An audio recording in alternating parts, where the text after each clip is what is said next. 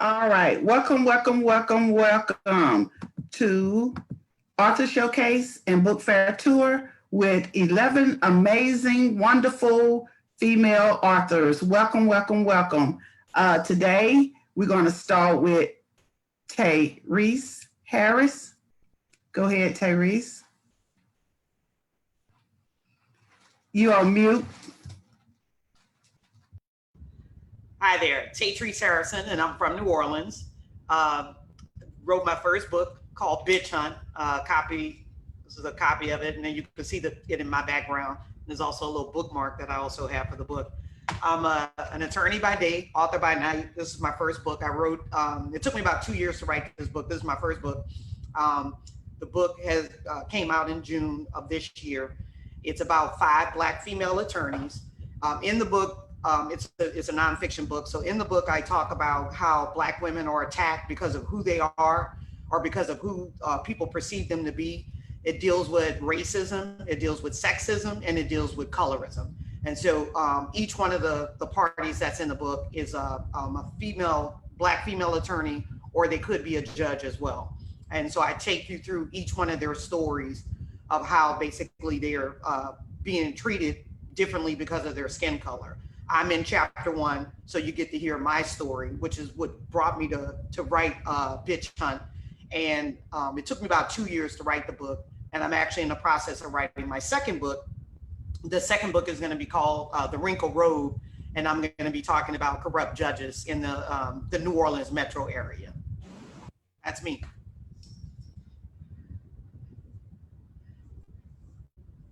I can't, you on mute. I'm sorry. What is the message you're trying to convey in your book? The message I'm trying to convey is to stand up for yourself. Don't let anyone stand up in your truth and be true to yourself, and don't let anybody bully you. And that's even more prevalent right now. The book just came out at the perfect time because we're dealing with Black Lives Matter. Really, we always been dealing with Black Lives Matter. So this book speaks directly to the issues we're currently dealing in the United States right now and have been dealing with. But this gives you a highlight, even at a professional level, of how people are still dealing with it. Even with all the degrees that I have, I still deal with being discriminated against or dealing with racism, sexism, and colorism on a daily basis. Okay. And what was your goal for writing this book? My goal was to get my story out, but I also wanted to get out other women's stories that was similar. Just to give you a little bit of my story, I was arrested because I was falsely arrested. I was at my car taking care. My car had been incapacitated because my parking had expired, so I had a boot on my car. And I was in the process of taking care of that. A stranger snuck up on me. And so this whole situation ensues between us where I'm telling him to leave me alone. He won't leave me alone. At some point, I tell him that I'm a concealed carrier, so I have my firearm with me. He kind of leaves, and I'm able to leave. Unknown to me, he calls the police and tells the police I pointed a firearm at him. And then 2 weeks later, I get arrested, and I take everyone through that story. And so I try to find other women who basically kind of dealt with something that was similar to mine, and that's how I get to my book. Okay. Would you like to read a snippet from your book? Sure.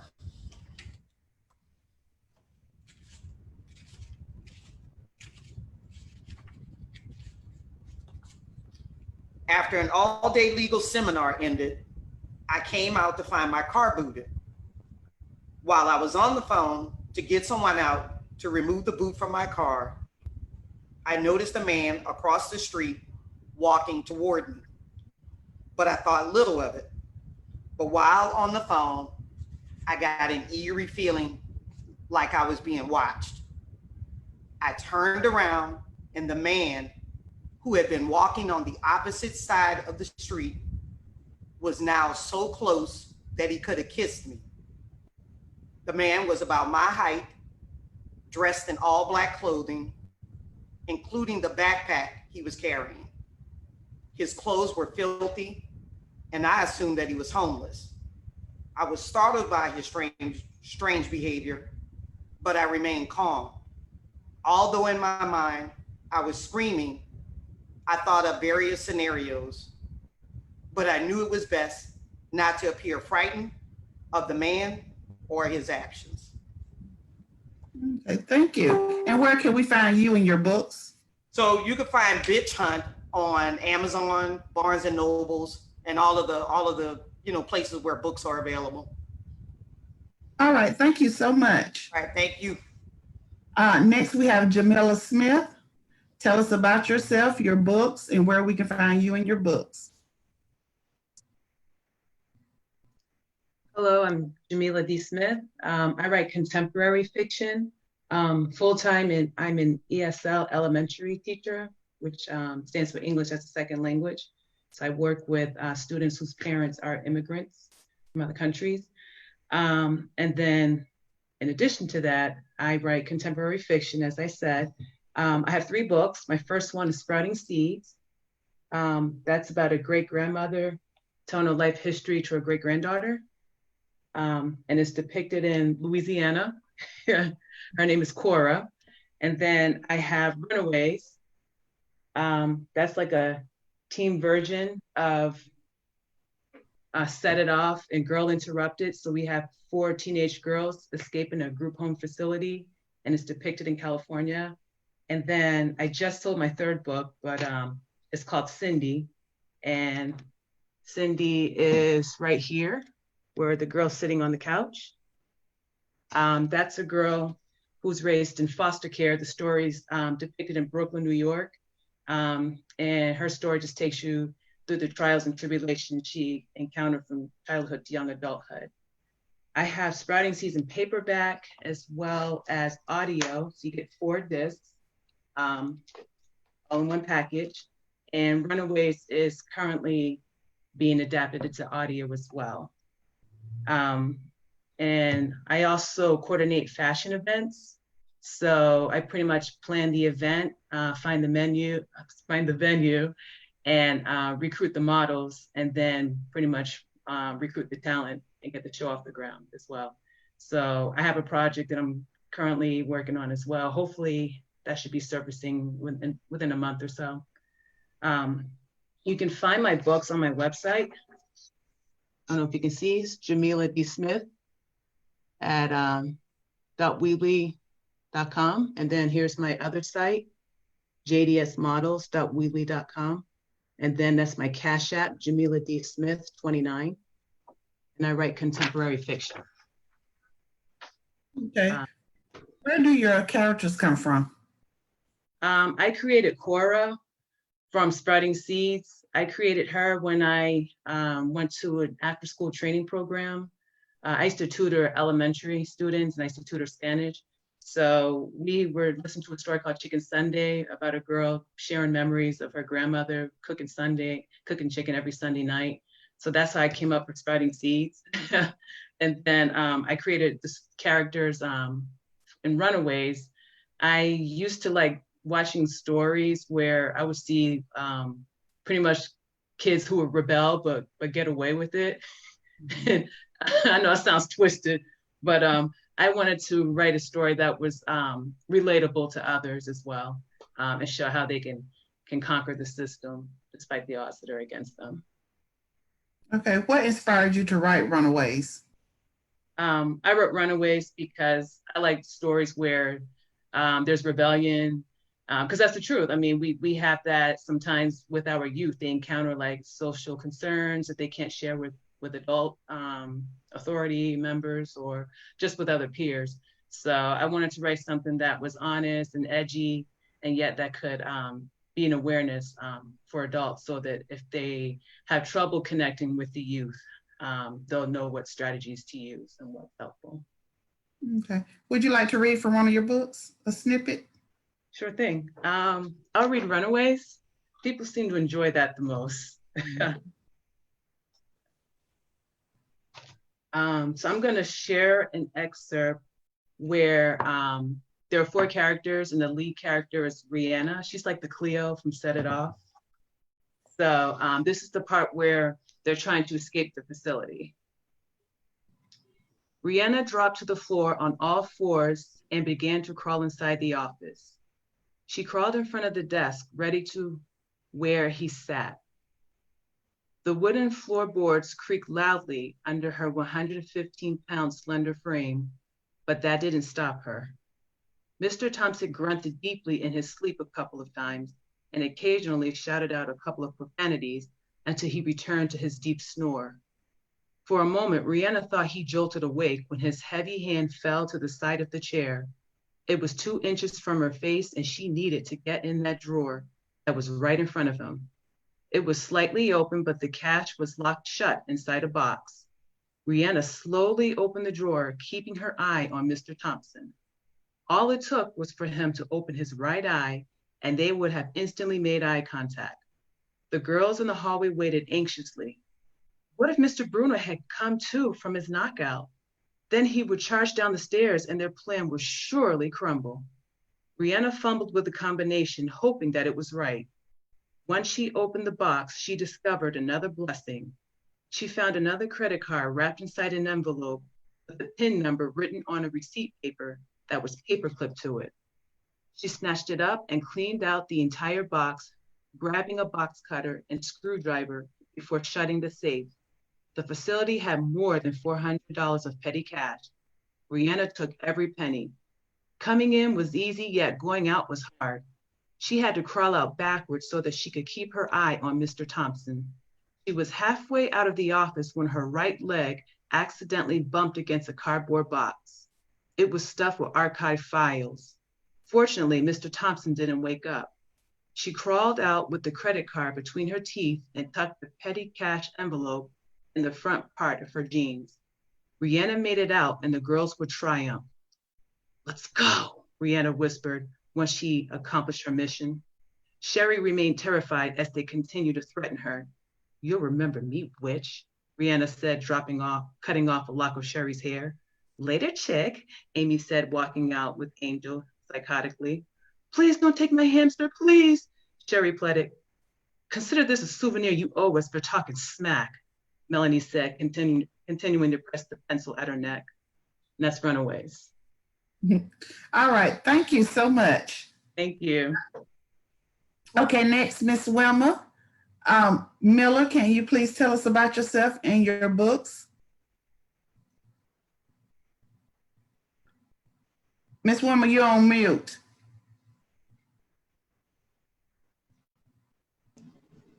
Okay, now can you hear me?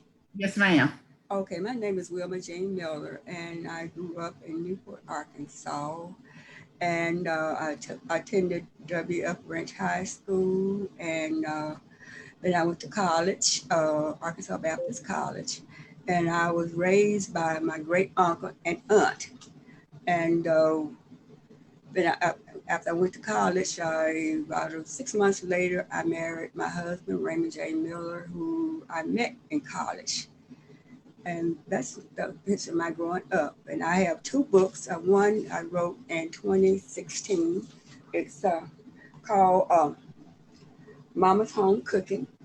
And in this book, it's more than just a cookbook. It has so much other good advice that you can go to. Like with this coronavirus that we got going on, how to keep a well-stocked kitchen. And if you keep some things: flour, sugar, cornmeal, salt, pepper, rice, beans, chili powder, milk, eggs, oil, and some type of meat can be frozen, canned meat, tuna, spam, chicken, and viennas. You can always pull a good meal out of your hat. So you quarantine for 14 days and you can't leave the house. There's also good things to keep in case we live where there's a lot of snow and stuff and we can't get out. And it's also a good book. It's got a lot of good advices and tips in there about if you're lonely or depressed or if you need God in your life, what verses to go to find help. And you might say, why would I buy your cookbook? Say you're a new beginner person and you don't know how to cook. This book will give you good ways to cook on a low budget, don't have a whole lot of money, and you can learn how to cook. And say you think you already know how to cook. Well, my book will tell you You can read my book and get some advice or new ideas of preparing book. And what I really like cooking mostly, I love to cook, turkey and dressing. Why I like cooking turkey and dressing is because when I make the stuffing for the dressing, I always make more than I need. And I freeze a certain portion of that because the stuffing that you make, you can later on use it to make casserole. You want to make a vegetable casserole, you can squash, add cheese and extra eggs to it, and you got your casserole. Or you can use zucchini or any other vegetable besides you want to add to it. And we all know what a turkey would do. You would use you can serve it that day, slice, carve it, whatever. The leftover carcass make wonderful soup. You know, that bone is what we really do need to get that flavor in there. And you can also make sandwiches out of it, and also add it to casseroles. And my favorite dessert, let's see, I like making pound cakes, peach cobblers. I'm just basically a good old down home Southern cook. And I get compliments all the time. That's really what kind of like inspired me to make this cookbook. No, Raymond's the one, my son Raymond, he's the one that inspired me to do this cooking. He always would brag on me, he was in college, about what a good cook his mom was. He would tell his colleagues, oh, my mama, she can cook dirt and make it taste good. And so with him bragging on me and my neighbors and friends, they bragging on me and always calling me for advice over how to cook this and how to cook the other. And I always know it made me feel special, like I really did know something, that I was wiser. Even some that I live in a senior citizen place, retirement center, and I've got neighbors that's in their 90s, I'm in my 70s, and they brag on my cooking. They ask me advice how to cook this and how to cook that. Oh, I am. Why I gotta tell you how to cook? Don't you already know this? I have neighbors that never eaten turnip greens. They don't know how to cook. Don't know how to cook green. How can you live to get 90 and don't know how to cook green? And and another thing inspired me to cook was my husband. He was a big eater. He loved to eat. He was like 6'5", and when we got married, he was 6'5", weighed 285 pounds, and I weighed 95. And he just loved my cooking. And I would ask him, honey, how does this taste? That's my pet name from Honey. And I said, honey, how does this taste? He was always good. Only one thing, you didn't make enough. And so I had to literally go out and buy some extra pots and pans. I received these pots and pans when we got married for, 2 people. But that wasn't good enough. And then I had to go out and buy some more. And his mother was a good cook. She worked for the school system. And honey, I don't care if it is your mama, ain't nobody gonna cook better than I cook for my husband. And so it's just inspiration inspired me to keep on. And I just love putting flavors together and seeing what they come out to be. So that's about me and my book. Okay, what about your holiday book? Oh, my holiday book. That's book 2. All right. And this is called Mama's Home Cooking, Home for the Holidays. And in this book, you Home for the Holidays, it started with New Year's, what to cook for New Year's. Now, we all Southern folks, us Black people, we love us some traditional black-eyed peas. I got a black-eyed pea recipe in here, black-eyed pea cornbread, and the chitlins and the crackling cornbread also in here that you put for the New Year's. We got Thanksgiving. We know we like that turkey and dressing, and what to cook it, what side to go with it. Easter, we like the ham, how to prepare a ham. So we surprised people don't know how to prepare a ham and what to go with it. So each holiday has not only the meat to cook with it, but the sides to go with it, and also have the hors d'oeuvre to serve while you're waiting on the meal to be cooked. Okay. I have two questions. What is your favorite holiday meal to cook and why? Again, I like the Thanksgiving. We're going back to the bird, that turkey, and so many things that you can do with the leftovers after Thanksgiving. Okay. And have you ever thought about doing a cooking class? Yes, I do, but the place that I'm in, it's a senior citizen retirement place, and I have like dormitory spaces. And the church that I attend, it's not real modern to do a cooking class. So I don't have the means or the source or know where to go to do the cooking class. Can you tell us where to find your books? You can find my book at WilmaJeanMiller.com at Amazon, or you can find it Wilma Jean Miller 44 at Wilma Jean Miller 44 at gmail.com. Okay. Thank you, Miss Wilma. All right. Thank you. Okay, Catherine, you're next. Tell us about yourself, your books, and where we can find you in your books. Aloha. As you can tell, I'm in Honolulu. I'm an attorney like Tetrice, and I know that a lot of you are a little bit bored being at home and that you would love to travel, especially to Oahu, to Maui, to Kauai. And we would love to have you here, but that darn COVID that keeps you away. But one way you can travel is by reading. And you can transport yourself to Hawaii by reading my books. I actually wrote a series. It's a legal mystery series. And the first book is Land Sharks. And the subtitle kind of tells you a lot about it. Hashtag Honolulu Law, hashtag triathletes, and a hashtag TV star. And the second book is Free Will. And that's hashtag Honolulu Law, hashtag famous triathlete, and a hashtag charity. And the third book is VO2 Max. And that's hashtag Honolulu Law, hashtag pro athletes, and a hashtag sports agent.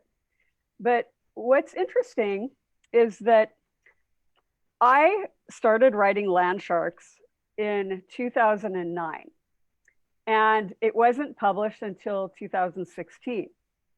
It took a long time to learn how to write a novel. I had published a textbook on sports risk management before.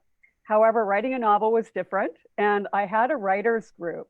And at the beginning of the writers group that we started in 2009, I voted myself least likely to actually publish a novel or finish a novel. Turned out that I've published 3, and my fellow writers that were still together, one published 1. So I surprised myself. And the kind of the inspiration for Land Sharks was laziness. I wrote what I knew, which was being a lawyer and working in a firm and being kind of sexually harassed. And also, I liked, I like reality TV shows and stuff, and I was inspired by Hawaii Five-0. So I put a gorgeous guy that happens to be an attorney by day and a TV show by night. I mean, TV star by night. He's kind of a fun, cute, gorgeous guy, Jerry Hirano. And my protagonist, Zayna West, is a young attorney in this firm, and she's totally sexually harassed, but she's really tough, and she kind of charges through everything. And Jerry and Zayna are in all of the books, and it's kind of goes through their love story a bit, but with the adventures of a lawsuit. And to make it more real, I didn't want to have a trial type book, because in reality, lawyers don't really go to trial that often unless you're like a public defender or a prosecutor. most lawyers go to arbitration, mediation, we go to depositions if we're a litigator, but we really don't go to trial. We settle our cases. So all of my cases are pre-trial. I don't have trials. They might have motions or depositions, but there's a lot of action, a lot of fun. They're kind of funny, and they're really airport reads or beach reads, because I wanted to bring my writing to everyone and make them really accessible. Okay. Would you like to read from one of your books? Absolutely. The third book was inspired by homeless in Hawaii, because when I first moved here in 1988, I noticed that there was a big homeless problem and it never changed. And the state would come and take away people's, you know, the homeless, they would come in and do homeless sweeps and take all of their possessions away. So this is a rags to riches story, and it starts with that kind of scene. And it's Haley is one of the main characters, and she is homeless with her boyfriend, and they're in the park, and she has to go to the bathroom, and he's at a job interview. When she reached the restrooms, she drank to quench her thirst and then filled the 2 water bottles she brought with her. While she waited in line, Haley heard some shouting and sounds of trucks in the distance, but thought nothing of it. The park had its share of crazy people who wakened at night with their screaming and loud chatter. After finally taking her turn in the grubby bathroom stall, she again drank from the fountain before heading back. As Haley walked across the street, she didn't see their tent where she had left it. That was odd. Shaking her head in disbelief, she sprinted towards the palm trees where Sean had tied a line across to hang wet clothes. The tent was gone. All their belongings gone. The only thing left was her pink t-shirt blowing in the breeze on the line. Haley grabbed the shirt. Oh my God. She scanned the park, searching all corners of it, the other tents, filled to the brim shopping carts, and tattered rolling suitcases that had littered the park only 20 minutes before were also gone. She then heard the rumbling of a large truck in the distance near the Honolulu Zoo. They got your stuff too? A man with a toothless smile said. Haley could only nod. She felt sick, like her insides were going to burst.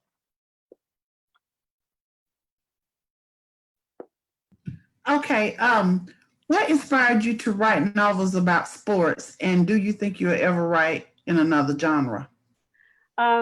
Actually, I am already writing in other genres. I was a triathlete for quite a few years and ran a lot of races. And then when you get old, you can't do that anymore. So you write. And now I actually have another book that's supposed to be published soon, and it's called Zayna West's Diary.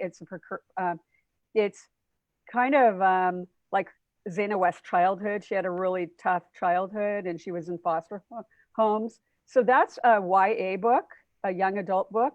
But now I'm kind of writing new adult. I think my voice is more in the new adult or young adult, because I guess I'm a little immature. So that I fit that really well.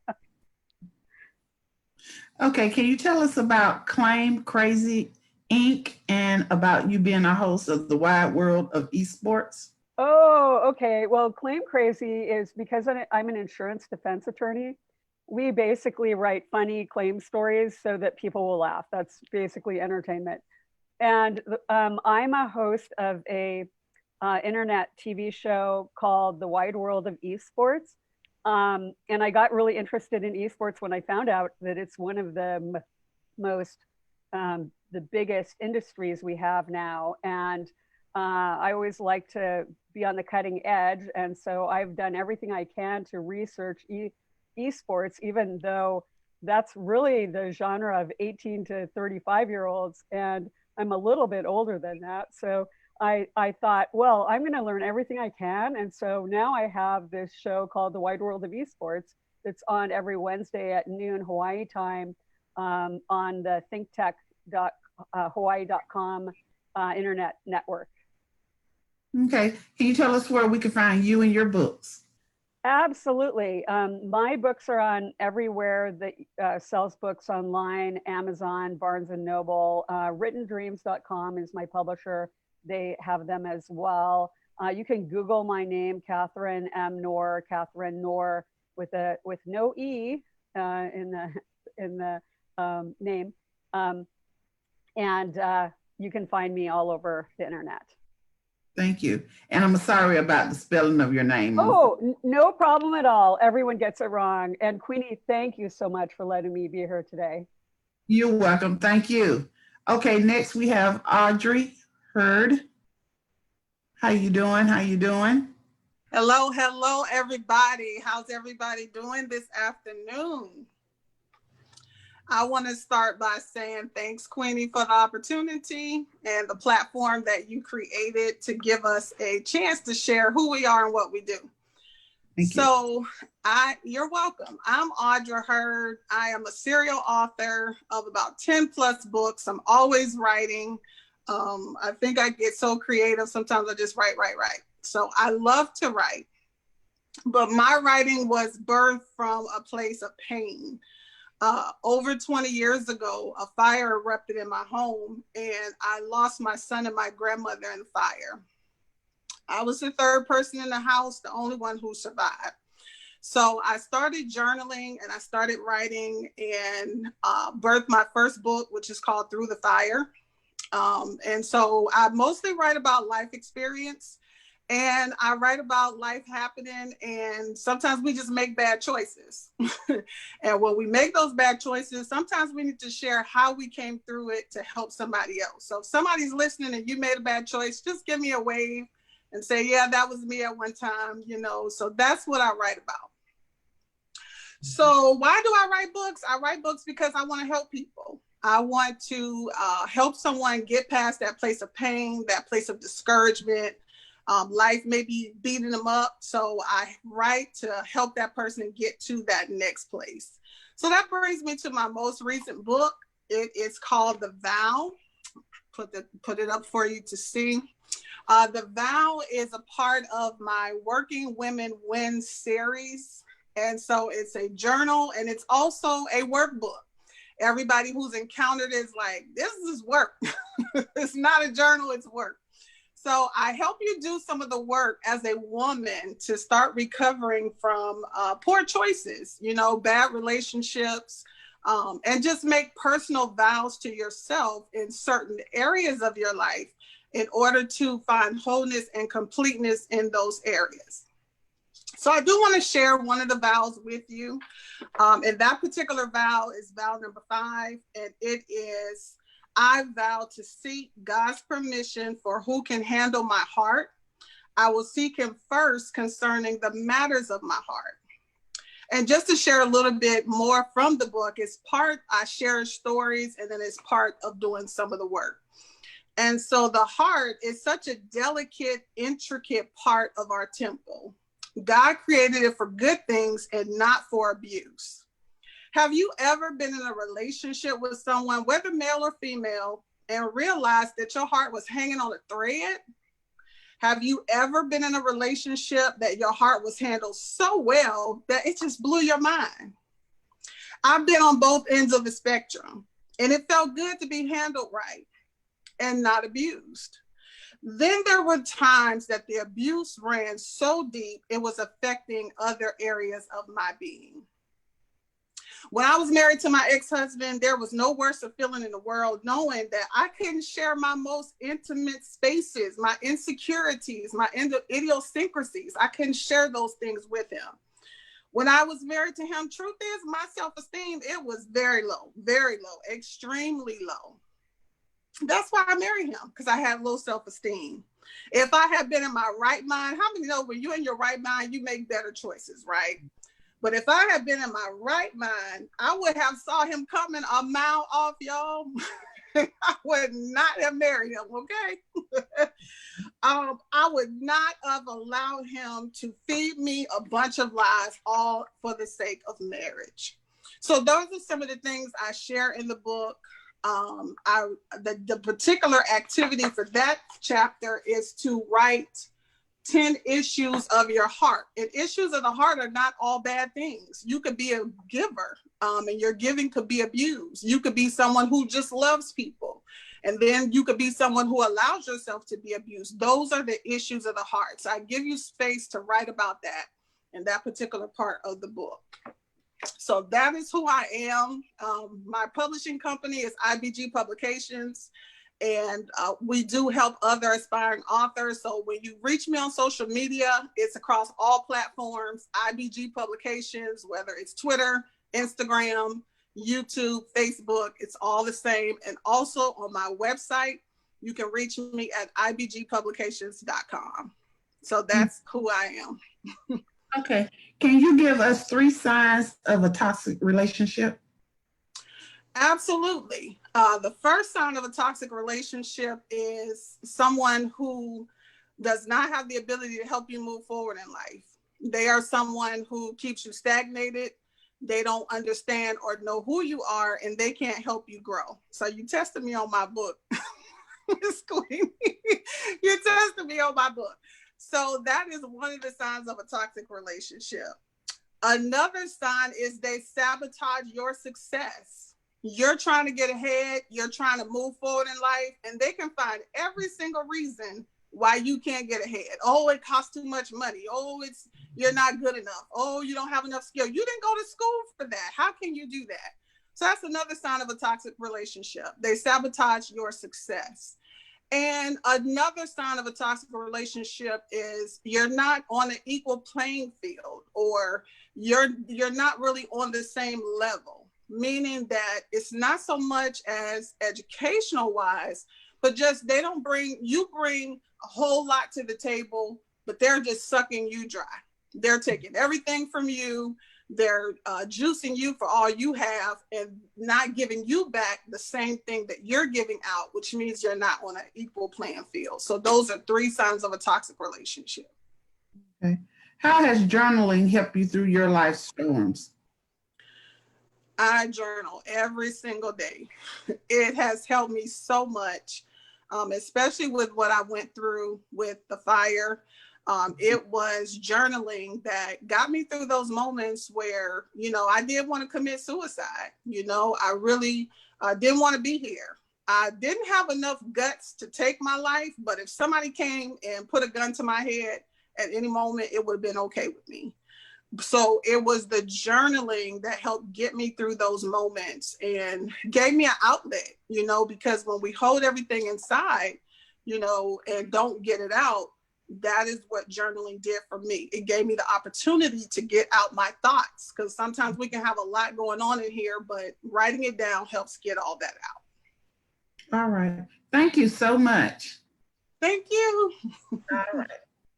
Onyx King, you are next. Can you tell us about yourself, your books, and where we can find you and your books? Hi, my name is Onyx.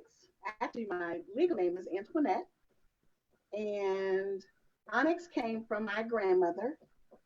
Everybody always teased me about being so dark. And she took me to a jewelry store and showed me all these beautiful pieces of jewelry with a black stone in it. And I said, Mama, what is that? And she said that stone is called an onyx, and you're as precious to me as that jewelry will be to the people who buy it. So I'm 51 years old today, and I've been called Onyx ever since. And I was a little girl then. My book, and everybody's talking about COVID-19, and they don't like it to be, they don't like to be in quarantine, because of it. But my latest book, I have written several books, actually. Several. But, excuse me. But my latest book is called Pandemic. Pandemic came to me because both me and my fiance contracted COVID-19. I was hospitalized for 8 days and he was hospitalized for 20 days. Now, Audra, I really liked what you said about journaling. I can tell you in all honesty, that's what started me writing in the first place. The Girl That Glows is my life story. And as a child, I actually lived in a cage. And I was sexually abused, physically abused, emotionally abused. talk about domestic violence in this book. I talk about poor choices. I married a drug dealer and I was received 30 years in prison. I ended up doing 22. And I really thought that life for me was over. My self-esteem was just lower than anybody's you can imagine. But I'm grateful. I'm grateful. I'm actually grateful for catching COVID-19 with my fiance. It put us on a whole nother level. The love that we have for each other. We know how to appreciate each other and we learn how to appreciate other things. And I received the opportunity of allowing him to really love me. That is something that I never had done before. I didn't love myself. I didn't think anything of myself. And the girl that glows came because a lot of times I could talk in my mind about things I could never say it out loud. Or I thought I was too ugly, I was too black, or I was too fat, and nobody wanted to hear what I had to say. So I didn't say it out loud, but I would journal about it. I would write about it. And that happened. And that helped me through when I came home from the hospital. My fiance was still in ICU, and I thought he was going to die.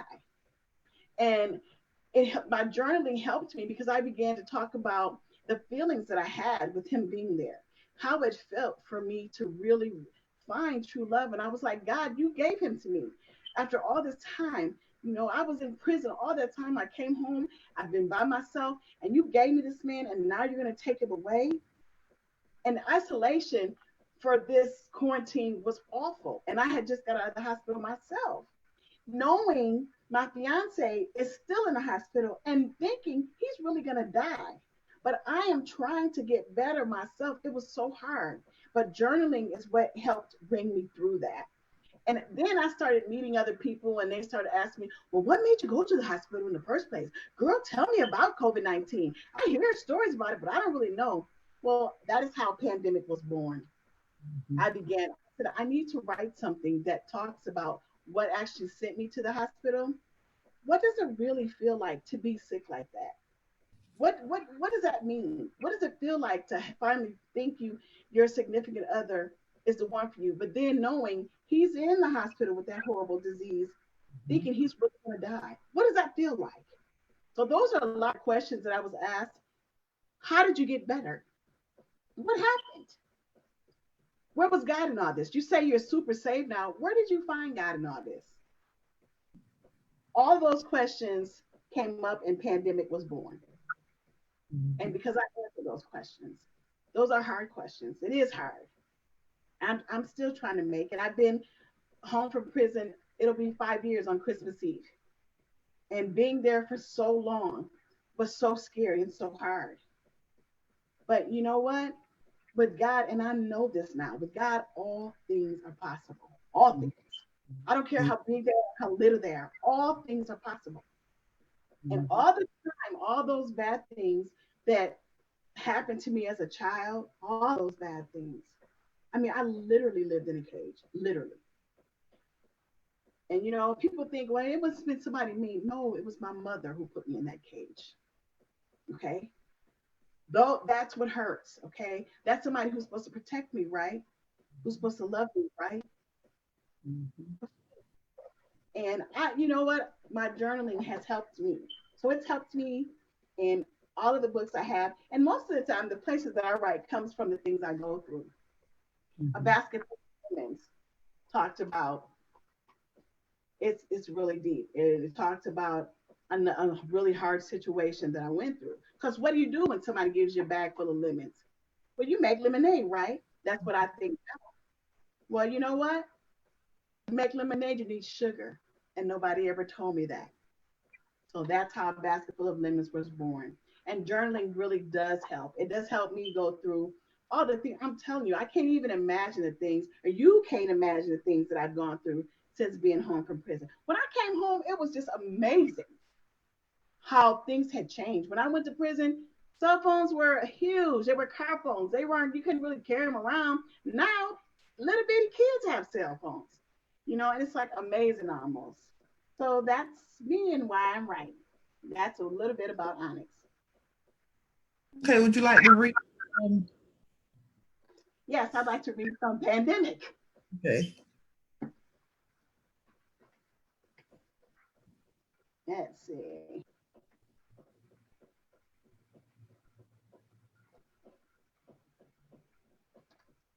Pandemic. Okay, I'm gonna start. This is how it starts. Actually, it's actually chapter 2. It talks a little bit how it started when I went to the hospital, and it begins. The bright shining sun woke me up out of a fit-filled sleep. The first thing that I noticed before I even opened my eyes is the fact that my throat is very scratchy. I'm a singer, so I hope I can fix this. Let me get up out of this bed so that I can make me some tea. As I began to walk down the stairs toward the kitchen, it was like my breath was snatched away with every step that I took. I had to sit down on the bottom step for like 10 minutes just to get myself together enough to walk into the kitchen. I walked into the kitchen to put on a pot of tea. I rest my hands on the edge of the sink. I've never been so exhausted in my whole life. And I just woke up. I make my tea and slowly began to pull myself back up the stairs. My best friend lives in Michigan. I speak to her on the phone several times every day. When I got back to the top of the stairs, I took out my phone to give Joy a call. The phone barely rang 2 times before she answered. The first sentence out of her mouth is, Onyx, you need to go to the hospital. I didn't get to say anything, and that's just a little bit of how my book is going. But that's how pandemic started, and that's where it is. Okay. When writing The Girl That Glows, what do you want readers to take away from that book? There are so many girls I can remember, and I see them every day that looks like I did when I was a little girl, that think, oh, I'm too black, I'm too fat, I'm not worth nothing, I'm ugly. I want every child, every girl, even the boys to know you are beautiful, because you know what? There is something about you that is beautiful. There's something about you that is so special. And in writing about all the bad things that happened to me, because it does sound terrible, but God gets the glory in the end, because in the end, the love of God is the glow that's inside of me. And that's what I want every girl to bring from that. Okay. What have you learned about yourself as an author? Oh, what have I learned? I've learned that writing is hard work. People think just picking up a pen and writing all the time, that's the part, that's the easy part, that's the hard part. But I'm gonna tell you, that's the easy part. I mean, I've written 7 books and they're all published. They're all online. But you know what? It's the marketing, it's the editing. All of that is the hard part. Okay, and where can we find you and your books? You can find my books. You can find Pandemic on Amazon. You can find The Girl That Glows. You can find A Basket Full of Lemons. You can find The Girl That Glows Part 2 all on lulu.com. My pen name is Onyx King. If you put in Pandemic by Onyx King on Amazon, you're going to find the books that go with Onyx King. If you put in The Girl That Glows by Onyx on lulu.com, you're going to find not only that book, but also the other books that coincide with Onyx King. Okay. Thank you so much. All right, we have Kimberly Davis Peters. Tell us about yourself, your books, and where we can find you and your books. Hi, well, thank you for having me. I'm Kimberly Davis Peters, and I live in Ohio. I'm a mom of a beautiful, amazing 4-year-old who's the inspiration of my work, and also I'm a wife of 5 years this month, to an amazing husband who I'm lucky and fortunate and always says yes to everything. So very happy to be here with you all. I am a children's author. I started writing children's books in 2019, and my first book is Ellie and the Rainy Day, fashioned after Ellie was created after my daughter, who's now 4. And so this book, it takes a typical day in the house with Ellie and her mom Ellie wakes up and she wants to play outside, but because of the rain. So she thinks that her day is ruined, and her mom steps in and comes up with some really creative ways to keep Ellie busy and entertained throughout the day. And when it's all said and done, at the end of the day, Ellie finds out that she actually did have a good day, even though it was rainy and unexpected. So this book is really a great tool to help kids understand that things are not always going to go your way, as we as adults know in life. But what matters is kind of how we react to things and finding alternative solutions to meet our needs. And sometimes we will find a fun adventure where we didn't expect one. So that's Ellie and the Rainy Day. It's a very short read, about 24 pages. And my recent book is, so this is my baby. My recent book just came out. It's called Coco Tea and Honey. And Onyx, your story is so powerful to me because this book is a really great tool for parents to start having conversations with our young ones about skin tone. Specifically, this book is a little girl who's a brown skin girl, and she's talking to her friends, which are brown skin girls. And what I want readers, parents, children to walk away from this book is to love their skin tone, no matter where you fall on the spectrum, no matter how light. As you can see in Ellie and the Rainy Day, my little girl is very, very light. And one of the things that sparked me down this journey was the fact that, you know, how are people going to react to her when she goes to school, when she goes out into the world, where she goes to places that I can't protect her, you know, from others, from, you know, the meanness and cruelness of the world. And sometimes, unfortunately, we as African Americans, we are guilty of saying, you're too light, you're too dark. And I think it can start early, and we don't realize that kids can be hurtful. And there are some things that kids can say that can stay with you for the rest of your life. So she's very light, and I worry about some of that with her. And then on the opposite end of the spectrum, you know, again, Onyx, your story speaks to me. I love your beautiful dark skin tone.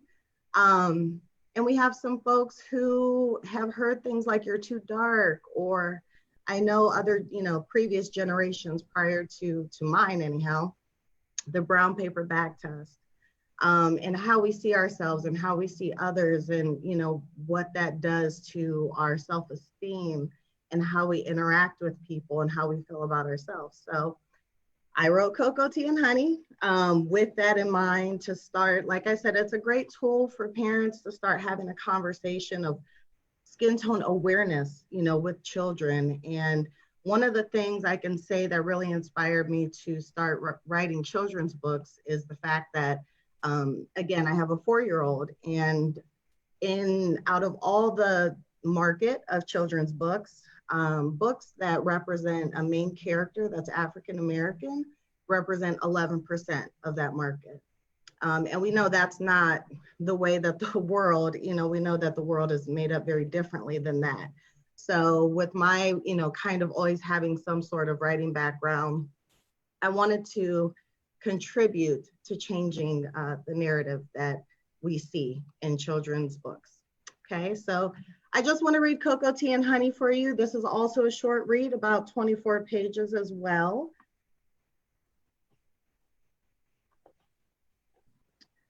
Your brown is beautiful, and so is mine. Every brown is beautiful and one of a kind. Some shades are deep brown, like warm cocoa on a winter day. Our browns may be different, but we all like to play. Yep. Some shades are like honey, a light golden brown. Our browns may be different, but we can all spin fast on the merry-go-round. Some shades are soft brown, like the color of sweet tea. And our browns may be different, but you can jump rope with me. No matter the shade, brown is beautiful to me. It may be the color of cocoa, honey, or tea. From light brown to deep brown and everything in between. As long as you're kind, it doesn't matter to me. Our browns may be different or they might be the same. Each brown is unique in its own special way. But one thing I know that is true to the end, I will always be proud to call you my friend. And that was Cocoa, Honey, and Tea. Thank you. Yes. You can find my books on my website. It's elliesbookshop.com. That's ELLIES bookshop.com. Generally, these are great books for ages 2 through 6. And you can also follow me on Facebook and IG at author_KDP. Okay. One question. What would you tell a child about colorism? How would you explain it? Well, I would explain it like this. I would start, like I said, this is a great tool to spark a conversation about skin tone. So I would definitely utilize that. I would tell a child that their skin tone is beautiful. It doesn't make them any better than anyone. It doesn't make them any less than anyone. And what's most important is their character, how kind they are, how they show up in the world, and that they need to be confident because the world isn't always kind. And it's important that they love themselves and not to allow the world to change that in any way, shape, or form. So that would be the first conversation. And then I think it's important. I ask my little girl every day. She's 4, but I ask her, how was your day? And she tells me all these things. I drew today, I did this, I did that. And sometimes there are these little nuggets of information that I try to use to spark as a conversation. Last week, she said a friend didn't want to play with her and they don't like her. And so I use that as an opportunity to start having conversations of, sometimes children want to play with other people. It's okay to play by yourself so she can have self-confidence. So I think it's important to understand what's happening with your child when you're not there, and then use those opportunities to impart wisdom. Thank you so much. Thank you for having me. All right. April Thomas, tell us about yourself, your books, where we can find you and your books.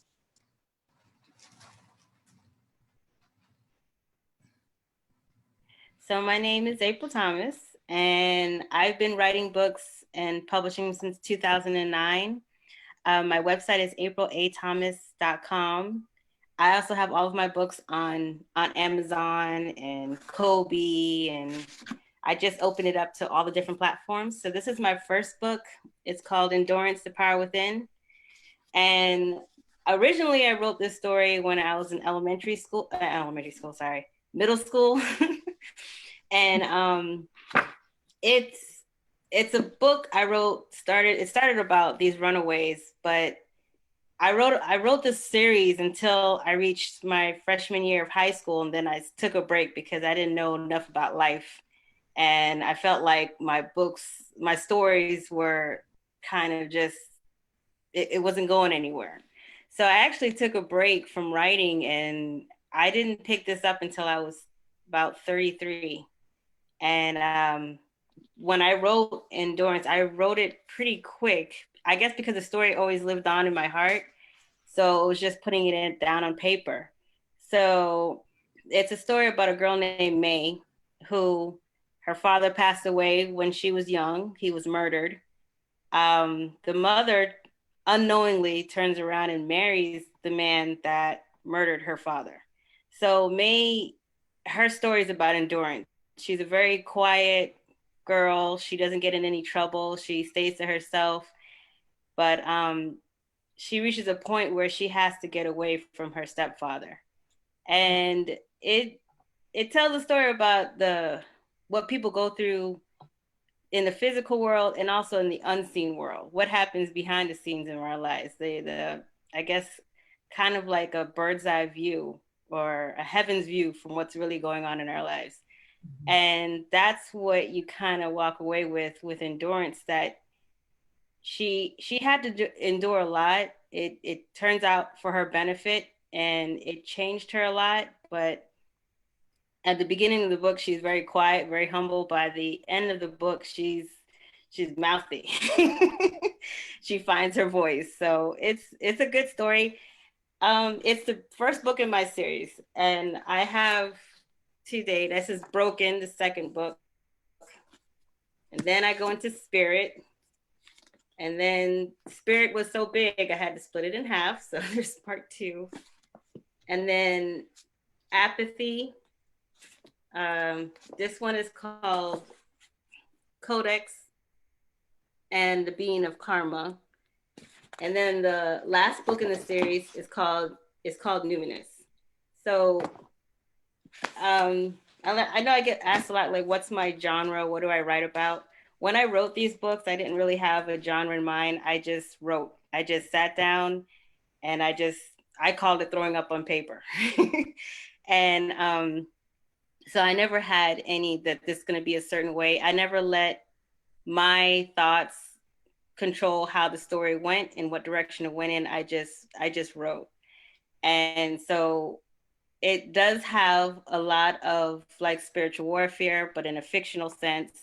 It has, I wouldn't say that it's religious, but it is that I talk about God and I talk about angels in this book. So it's different. It's a different book. I don't find a whole lot of books like it, but I believe that you got to write what you enjoy reading. So I couldn't find my favorite book, so I had to make it. So that's pretty much me and my books in a nutshell. Would you like to read from one of your books? Yeah, I'll actually read from Endurance. I'll read one of the part that I'm reading is something that I would actually have dreams about my books before I wrote them. So this is actually kind of like an image that came to me in a dream, and it became part of the book.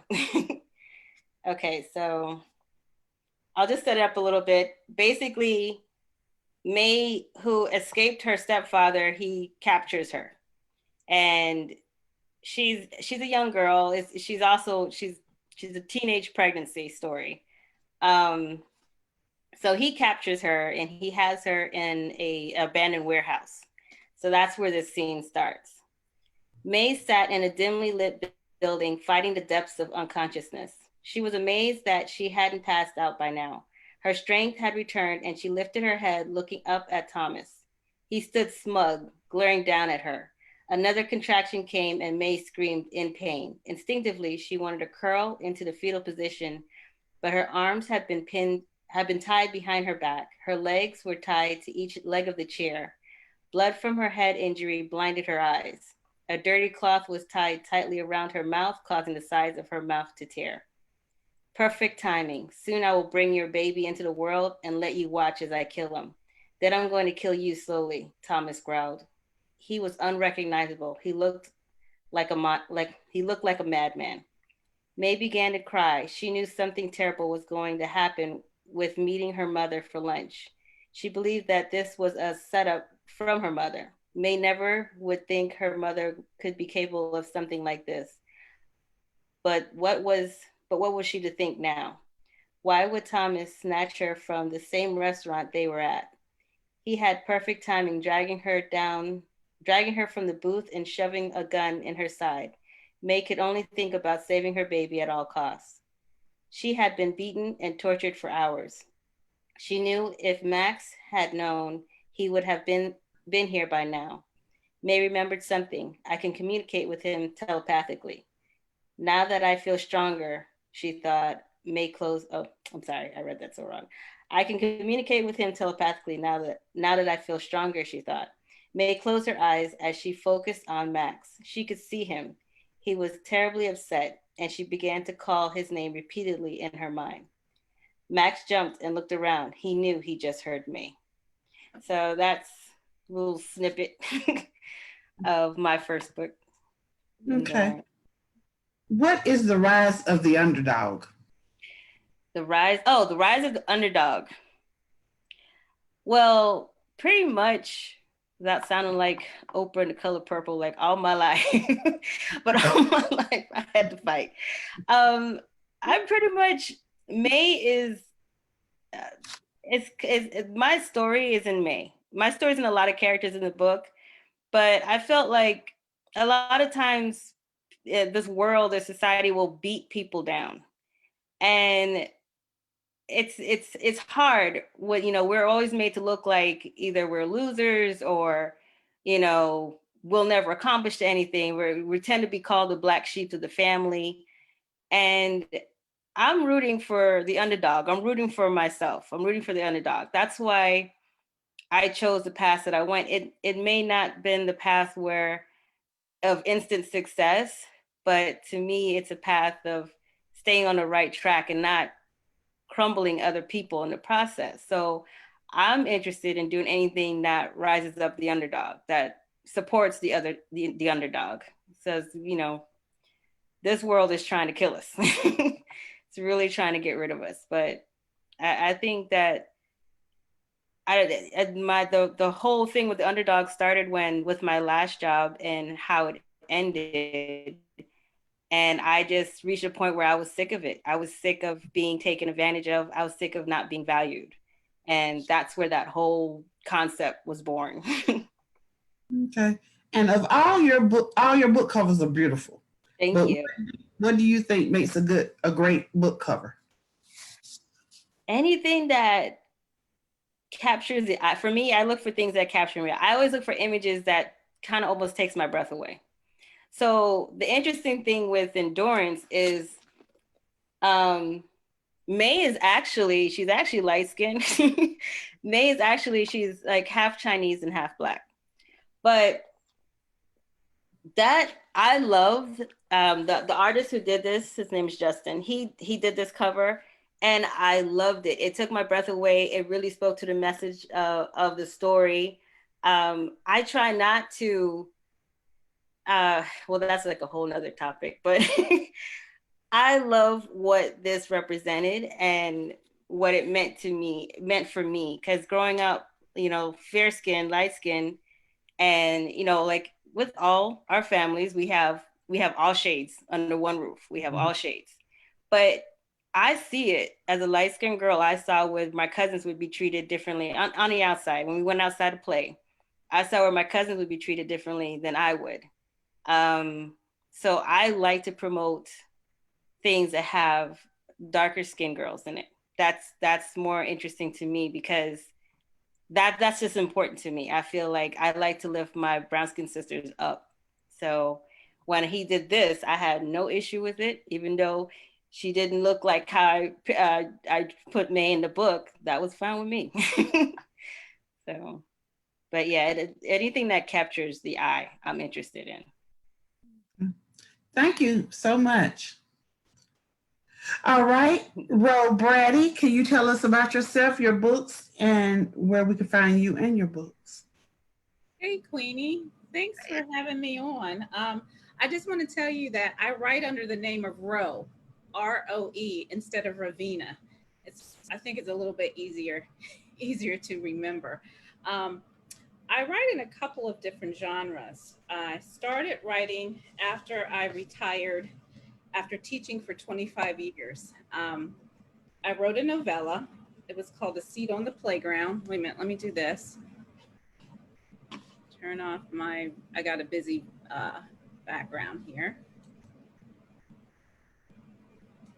That better? Yes. Okay. I wrote this one, A Seat on the Playground, and it was my first book, and I wrote it after a death of one of my students. And I kept thinking about how I didn't want his life to go in vain. So I wrote that. I also wrote, I think it was, who was the children's book author? Kimberly? Yes. You were talking about that there were not a great deal of books that you found for children of color. I found that same thing for children living with disabilities. So I wrote a book, The Box of Marbles with the Royal Storyteller. So there's two versions of this book in the same book. The Box of Red Marbles is a story that it's more appropriate to tell in schools, but The Box of Red Marbles with the Royal Storyteller is a story within a story where we talk about King David and a little group of kids who they wanted to find out more about King David. And when they read the story, they found out about the Royal Storyteller, who was a individual living with a disability, and how he wanted to go and read stories to the king, but because of his disability, he didn't think he would be able to. So this actually now comes with a teacher's guide teaching kids about diversity. So I've written a couple different things, but my newest is A Warm Heart of Steel. And I wrote that almost a year ago. Basically, I wrote it about the Hill District of Pittsburgh. It's a very historical part of Pittsburgh. Right after King died in 1968, there was a riot there, a race riot. And it's really, really the stories that my parents used to tell me when I'd sit at the dining room table. They would tell me about sitting around and listening to the speeches of King or Kennedy. And they were the most romantic couple that I ever knew. You know how when you're a little kid and your parents are just so in love with each other, they'd come into the room and they'd kiss each other and you'd go, yuck. Well, my parents did that all the time, but they would tell me these stories. And when they tell me these stories, I always thought, yeah, okay, Dad, sure, that's a great story. But as I grew older, I realized that they had really lived through history. So I started to really appreciate those stories. So my mother got very, very ill. She came to live with us. She still lived in Pittsburgh in the house I grew up in. And she would sit, and she had Alzheimer's. So eventually her memory faded, but before it faded, we would sit every day, and she would tell me these stories about growing up in the country, not having running water. And as a child, her mother dropped her off at her grandmother and left her, and she didn't see her until years later. And she had two other sisters, and her sisters, they grew up in this tiny little house in the country. They didn't have running water, and she would go down to the creek where they had to get water from a little creek with a wooden bucket, and there were water moccasins in there. So she would tell me the story, and all of a sudden I realized, man, this would make a great novel. So the novel really starts off about the riots in 1968, about a week after King died, but it really is a romantic story because it's about the story of my parents. You can get all my books on Amazon.com, but you can also get them on my website, which is Roebraddy, ROEBRADDY Productions.com. I don't know if you guys can see, that's probably too small, but you can also like me on Facebook at Roebraddy Productions.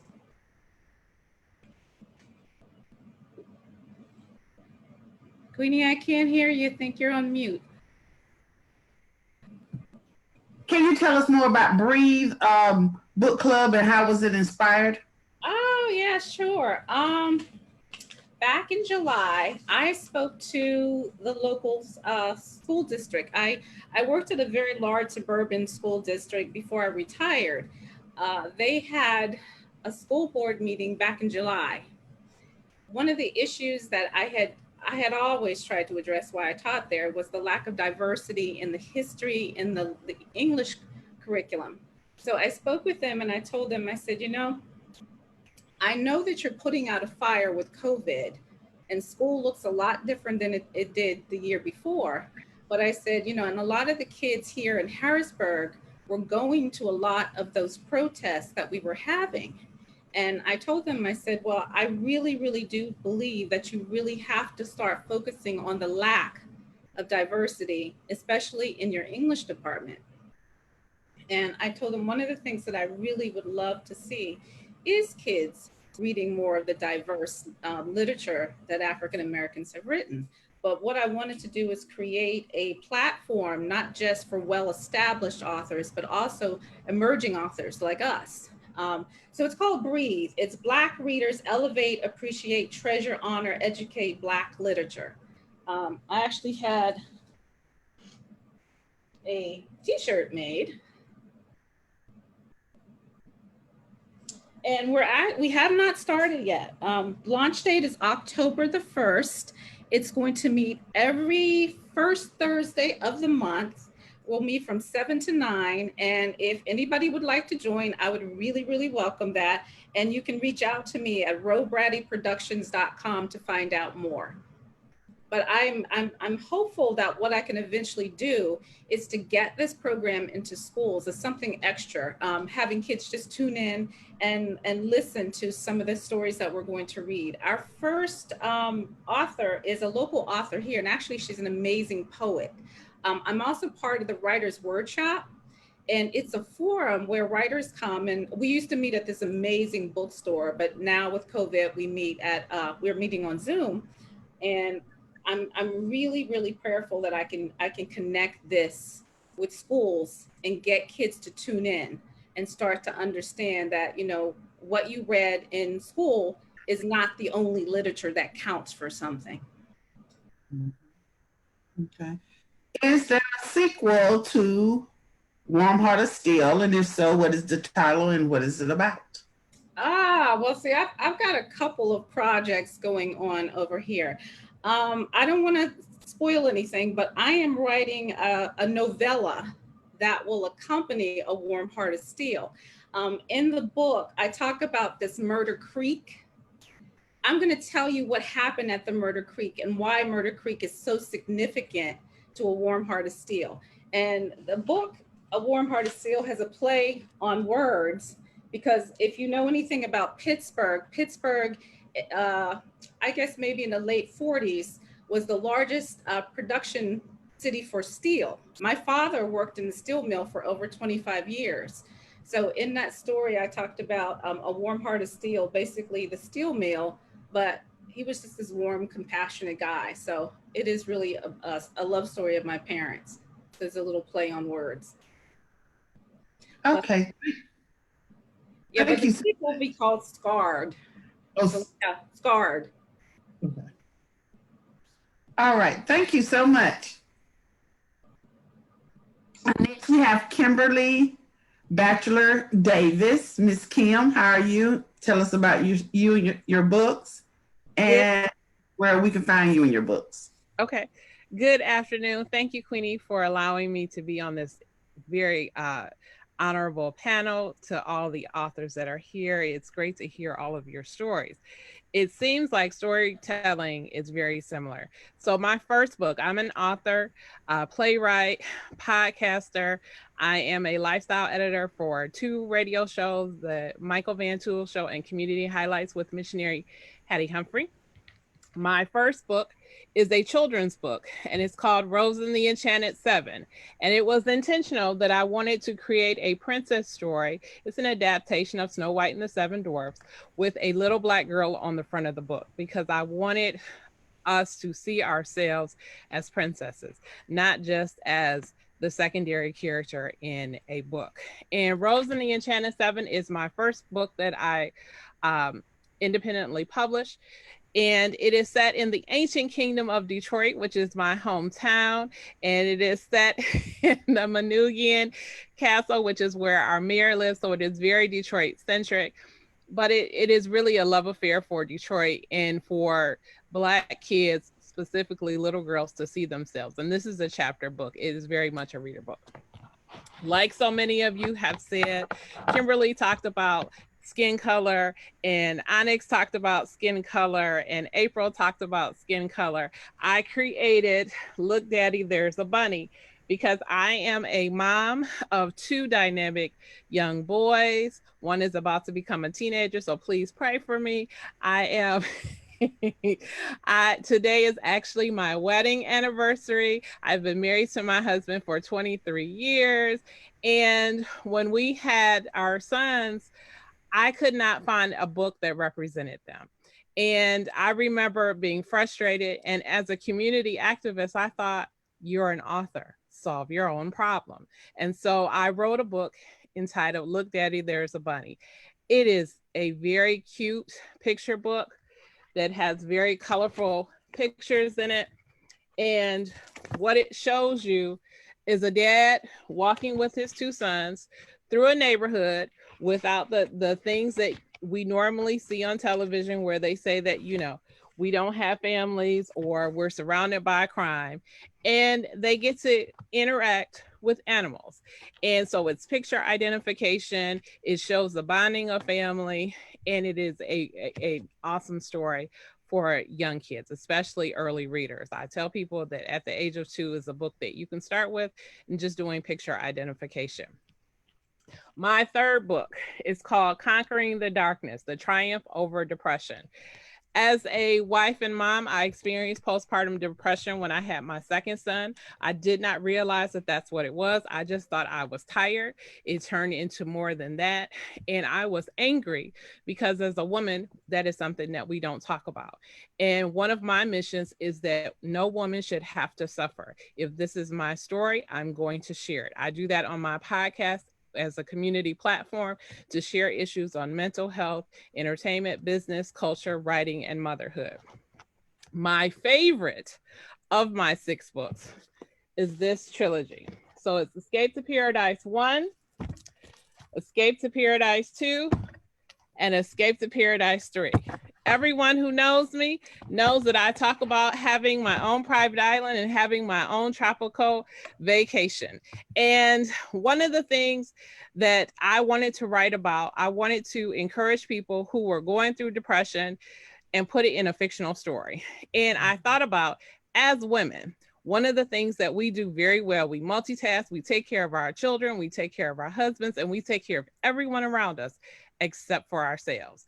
And oftentimes we fall apart and we go to our girlfriends, or, you know, we end up in the hospital with heart disease, diabetes, stroke, something. But it's always because we put ourselves last. I took all of that and put it into a story where you have 2 sisters. The younger sister is going through postpartum depression. The older sister, who is more successful as an attorney, has all the things that you would want to in life, has this huge home, and her younger sister is literally wrecking it because she's wrecking her life. Throughout this story, though, the older sister finds love.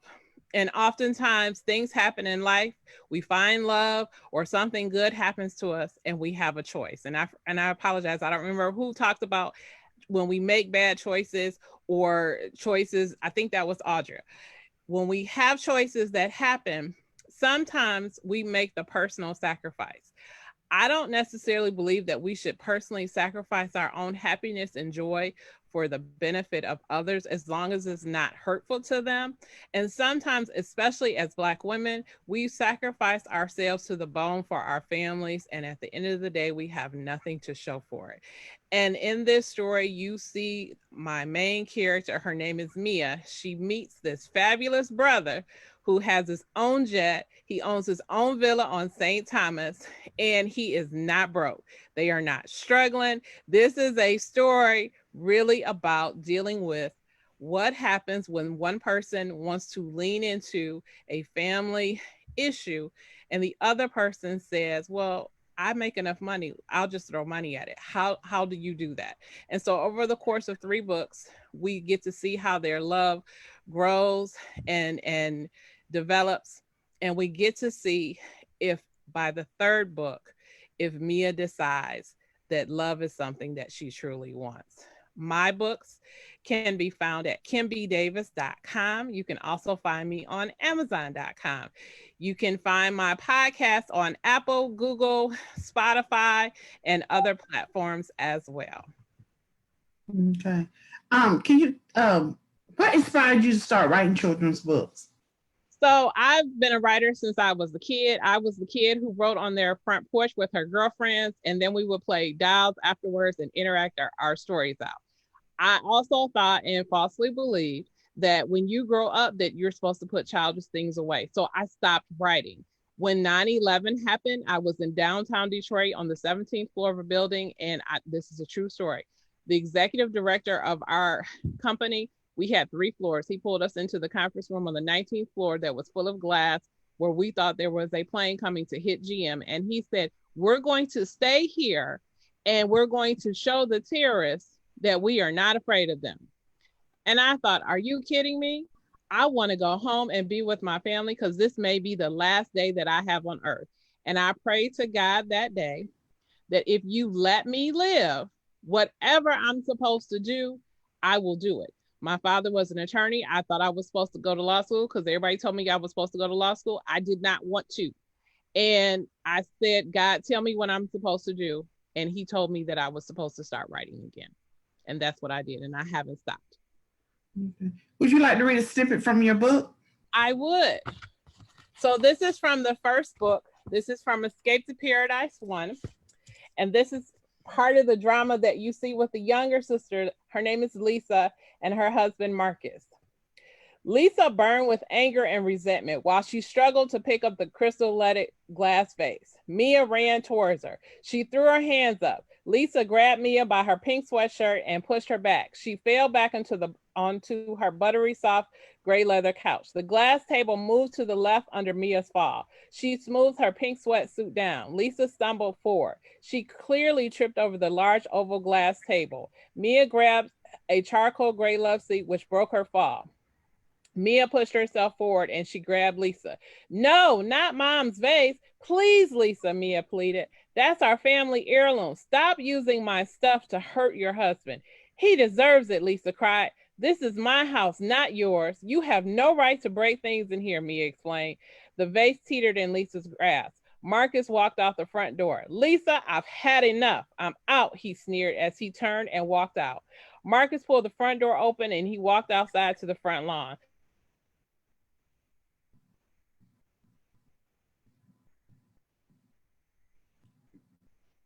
Miss Kimber?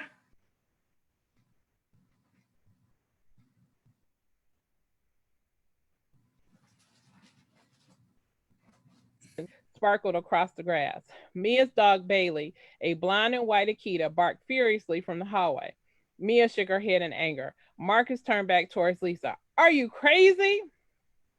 Lisa said, damn it, what's wrong with you? Think about your son. Mia shouted, stop. Are you crazy? Our son is right over there, Marcus growled as he stood outside near the front lawn. No, don't tell me where my son is, Lisa screamed. I know where he is. What do you know anyway? You have no job, no money, nothing, just useless. The real question is, why are you cheating with that hooker? I can't say the word that I put in here. Mia grabbed Lisa. She shook her and slapped Lisa hard across her face. Snap out of it, Mia shouted. Lisa's 11-month-old son, Jackson, sat on the oversized gray leather chair next to the window. Tears poured from his eyes. Mommy, Mommy, he cried. She turned towards Jackson, her nephew. She walked over to him. Shh, it's okay, baby, Mia sang as she reached her arms out to him. Jackson climbed into her arms and laid his head down on her shoulder. Mia rocked him and bounced him up and down. He screamed and cried at the top of his lungs. Tears poured down Lisa's face. I just need a few minutes to get it together. Outside on the front lawn, Marcus shouted to Mia, who was still inside with Jackson. Mia, I told you your sister was crazy. Marcus, just go. Lisa needs to cool off.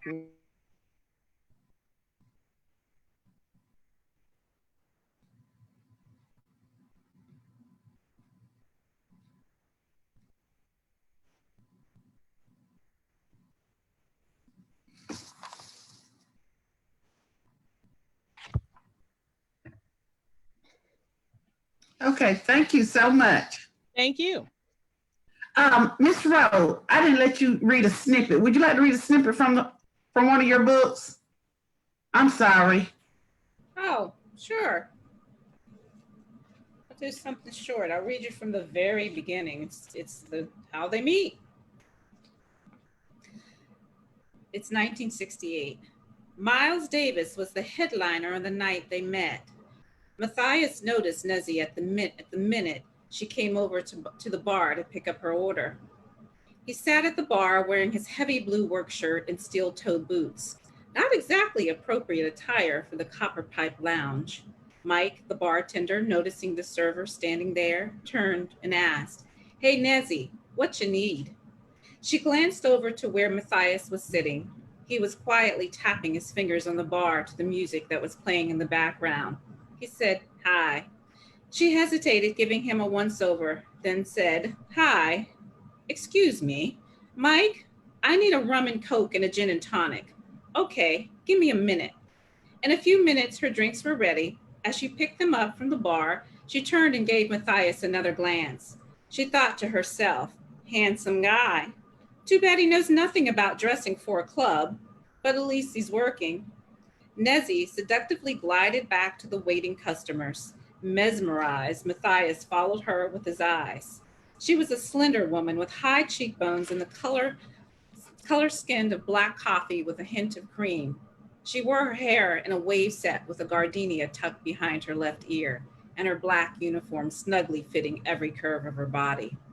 As she rounded the table and bent down to deliver the final drinks, Matthias quickly glanced at a hint of cleavage. Catching his breath, he silently asked the Lord for forgiveness for which his mind had begun to travel, but his eyes never left her as she moved from table to table. Thank you, thank you, thank you. All righty, we now have Christy Taylor. Christy, tell us about yourself, your books, and where we can find you in your books. Hi, everyone. I'm Christy Taylor. I am a Baltimore City public school teacher. I have been writing since I was little, but I've been published since 2013. I currently have 7 novels published, 2 different series, and I'm working on 3 different works right now. And I also have a journal line that I started at the beginning of the pandemic, and I now have 70 journals released. The first series that I started back in 2013 is Being Yours. I write interracial contemporary romance, and it's the series Being Yours. I have the first 2 books out. The third one comes out in 2021. It's the story of a woman named Logan Reed who leaves her husband, Christopher, because he's verbally and physically and emotionally abusive. He tries to kill her and leaves her for dead in their kitchen, where her 7-year-old son,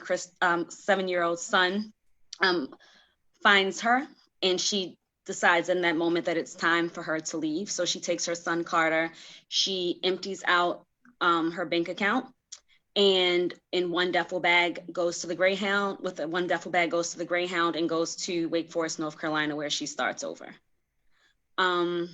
It's the story of beginning again, finding love, accepting the mistakes you've made in the past, and learning to move forward. While she's in North Carolina, she meets this good old country boy, this really hot man named Jackson Sparrow, who is a teacher at her son's school. And she ends up falling in love with him, but neglects to admit that she's married. And it's the story of her living again for herself as a woman in her 30s and overcoming everything she had to endure in the past. The second series that I'm writing I have the first 5 books out. One of the 3 books I'm working on now that's due out in 2021. That series is called A Winter's Tale. And this is the first one, A Winter's Kiss. It's interracial romance. This is the second book in the series, A Winter's Promise. Then I have A Winter's Vow. Then there's A Winter's Secret, and then A Winter's Seduction. The last 3 books in that series, A Winter's Deception, A Winter's Embrace, and A Winter's End, all come out between February 2021 and June 2021. And this series is about a woman named Charlotte Toutant. She walks in on her younger sister having sex with her fiance and finds out that her parents knew about the affair and never told her about it. And so she leaves her family, she leaves everything and moves to New York and starts over. And again, that's a story about a woman, leaving the things behind that hurt her to start over again. It's 8 books in the series. It starts off with her journey of, starting anew. I love the whole idea of starting anew, because as women, we get so caught up in what's expected of us that we don't think it's okay to start over. And we have more commitment to people, if they're family, friends, loved ones, even if they're hurting us, than we do for ourselves. And so I love the idea and the dynamic of women starting over, even if they're in their 30s or 40s or 50s. And so the story starts off with her going to New York, and she ends up falling in love with her boss, and who becomes her best friend. And so it's their journey together over 8 books. So, Queenie, would you mind if I shared some of my journal covers? I was just about to ask you. Okay, as I mentioned, I have 70 journals out, but I just wanted to share a few. I had took my camera off because, as some of you beautiful women were speaking, and you said you like journaling, I thought, okay, some of these journals may really stand out to you, Miss Hurd and April and Kimberly. So hopefully there's something that you like. But this is it's an inspirational journal. And on the front, it reads, "She loves the Lord with all her heart. She is blessed and highly favored. She is renewed and restored. She has been delivered from sin and shame, and wisdom flows through her."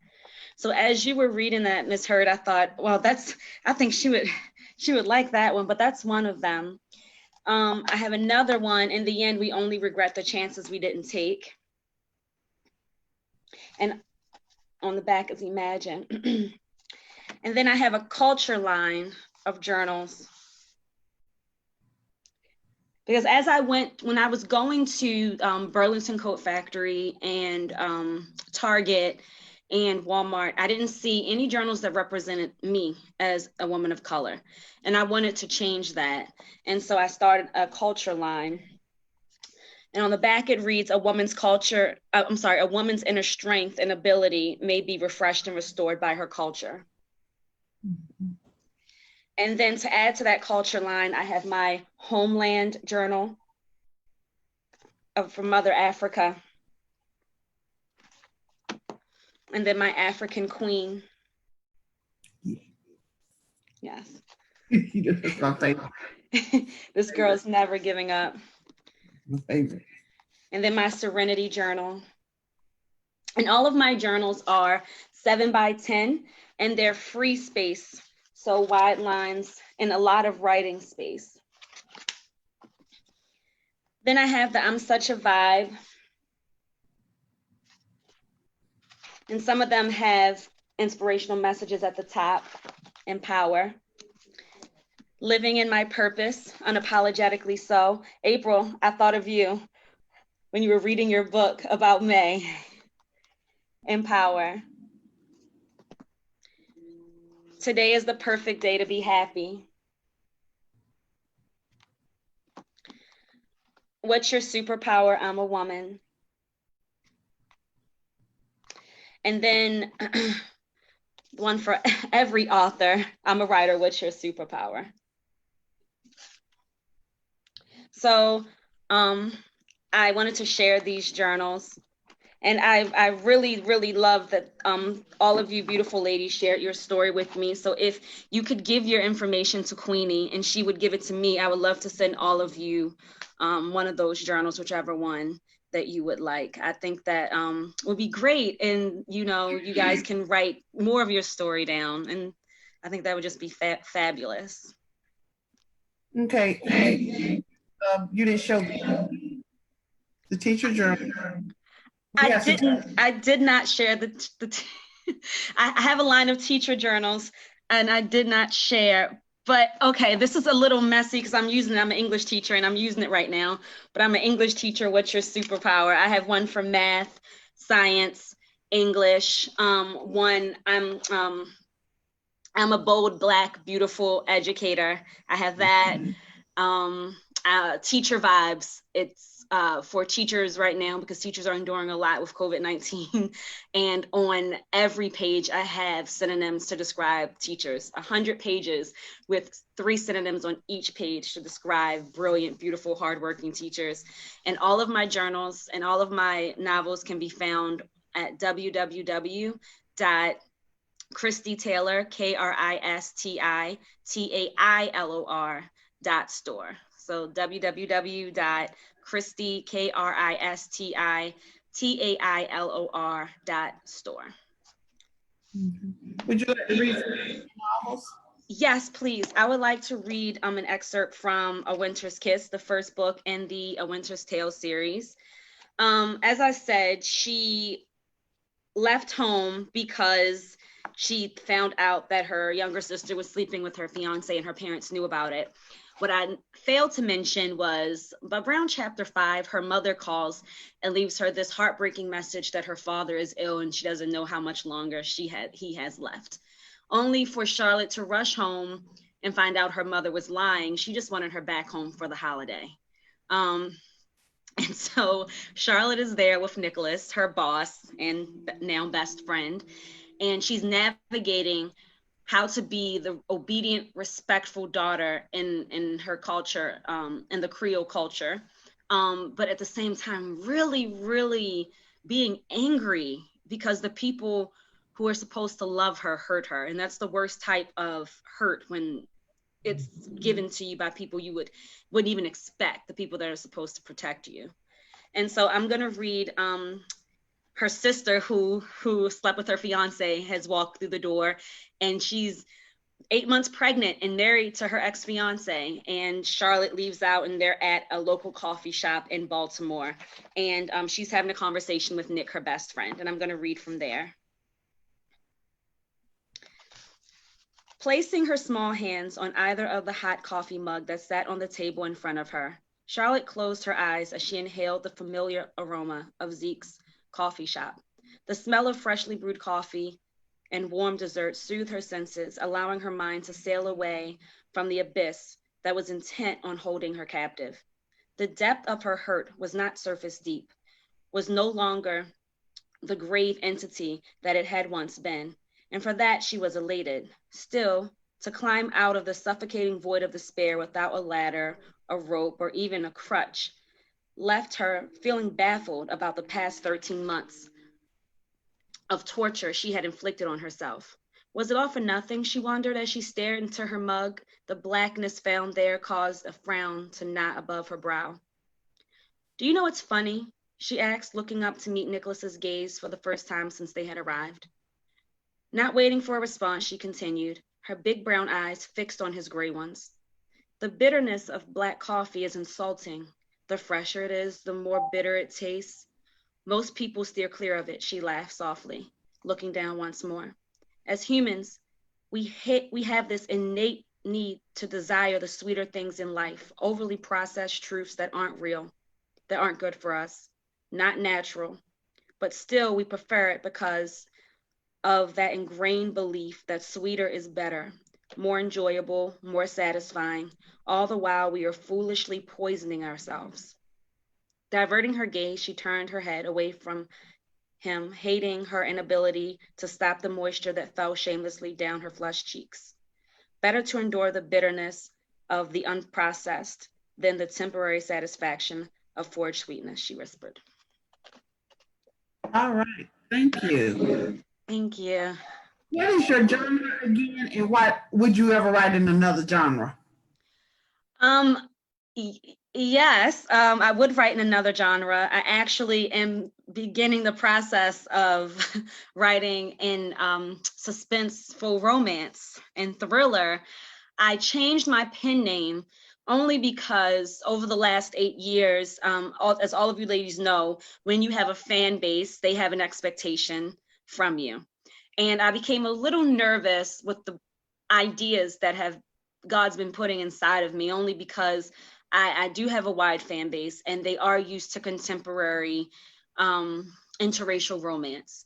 And I was a little nervous, and I was speaking to some of my writer friends about it. And I just thought, I might be pushing the envelope with some of the works that I want to put out, because my fan base is so used to that contemporary interracial romance. So I decided a week ago to come up with a different pen name, Harper Gray.